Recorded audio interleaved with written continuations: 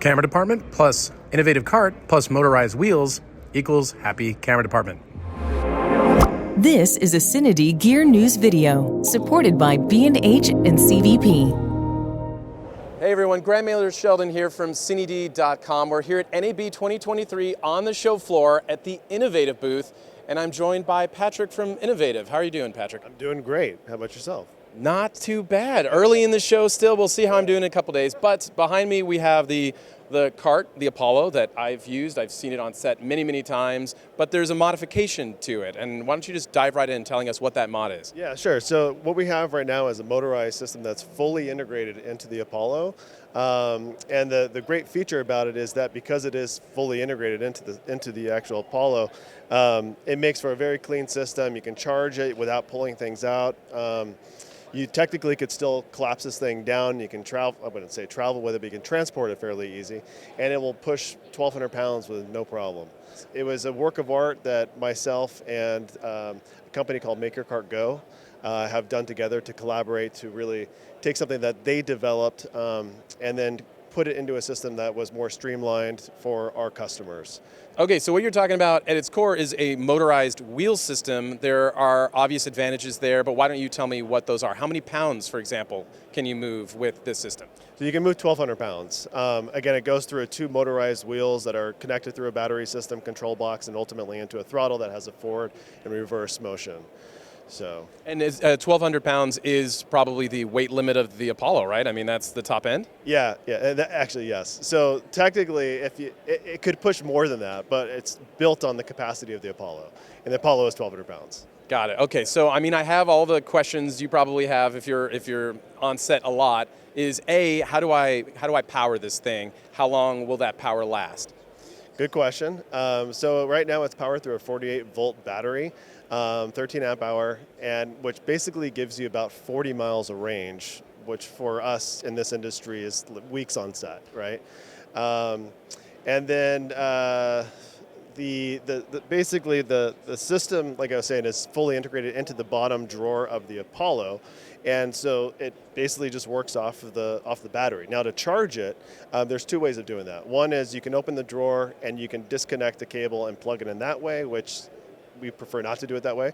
And then the other one is you can plug into the back of the power plate, which is positioned on the back of the cart. Once you do that, it charges the system, and then you can also get power from that system, and you can have multiple things plugged in. Charging time is about 6 hours. From like a fully depleted battery is about 6 hours. So I mean, the kind of the best use case might be getting it from, say the truck to set, and then maybe just having it on charge while you're there, and then helping you kind of on the way back, or for just general location moves. Is that the kind of goal? Definitely, and of course, because we work in just so many varieties of environments, right? And especially if you have a lot of gear on there, and you're even moving up an incline, a ramp, something into a warehouse as an example, can be not a daunting task, but it's obviously you're putting a lot of effort into that. So this is saving you from all of that. You can go up inclines, you go up rough terrain, you can go through mud. It will help you just through simple things like that as well. We got really good mud terrain tires specifically on the motorized wheels for that purpose. Very cool. Yeah. And I guess the obvious question is, I mean, we have a lot of V-mounts, we have a lot of gold mount systems in terms of batteries already floating around on set. Is that something that we can use, or do we have to use your integrated battery system? For this, you have to use our integrated battery system. One of the reasons why we don't do that, why we've kind of moved away from that, is because they don't last that long, right? The motors themselves are 500 volt, right? So basically, you're going to wipe out that gold mount or V-lock battery very fast, and it's at that point really only electric assist. You're not getting a lot of boost from that, and so because of that, it kind of defeats the purpose, right? The 48-volt battery that we have with the two dual motors, or the dual motors, will essentially, it's not even electric assist. It is fully powered. You're literally just putting your finger on the throttle and you're going. So you really don't have to put any effort into actually pushing it. Okay, so Patrick, if it's okay with you, why don't we just give this a try? Absolutely, So there's the hand unit on the side. So you want me to kind of walk you through it? Yes, please. Basically, there's a power button, pretty simple. So by pressing the power, you have, now this system is ready to go. You got it forward and reverse. This is your throttle. So I'm setting forward. You know what I like about that motion? Like, it doesn't jerk forward, which we don't love surprises on set, especially when we have like 3 Alexa LFs on here, you know? Yeah, so there's a very smooth programmed throttle curve on there. So it's feathered really well. It doesn't surprise you, which is, I think, a very important thing. Yeah. And you know, so you're also still driving the cart, you know what I mean? It's not like taking control from you. You're still turning the wheels naturally like you would anyway, you know? It's not like taking control of the process, which I also appreciate. No, exactly. But as you're going up a hill or just walking down an aisleway, you just have to press the throttle, and that's it. You don't have to put any effort into pushing it, just steering it.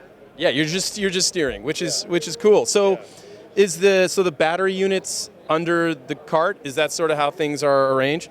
Yeah. So underneath the cart is a docking drawer, what we call it, and it has arms on it that all the cables and the power system that come from the actual wheels get routed through the arm into the drawer, so that you can pull the drawer in and out without having to worry about the cables and the organization of the cables.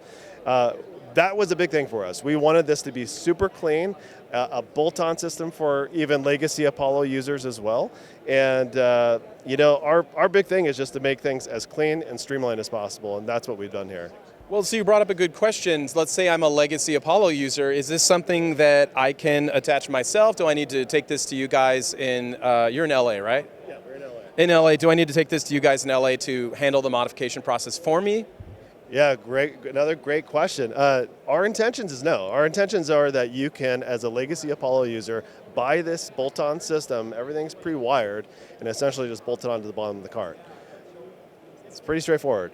Very cool. I also love what you do with the cable management too. Is that kind of the goal on everything here? It just slides into the side. I mean. Yeah, I mean, and that's an important one, right? Because as you're putting cases on here, you don't want to squish anything.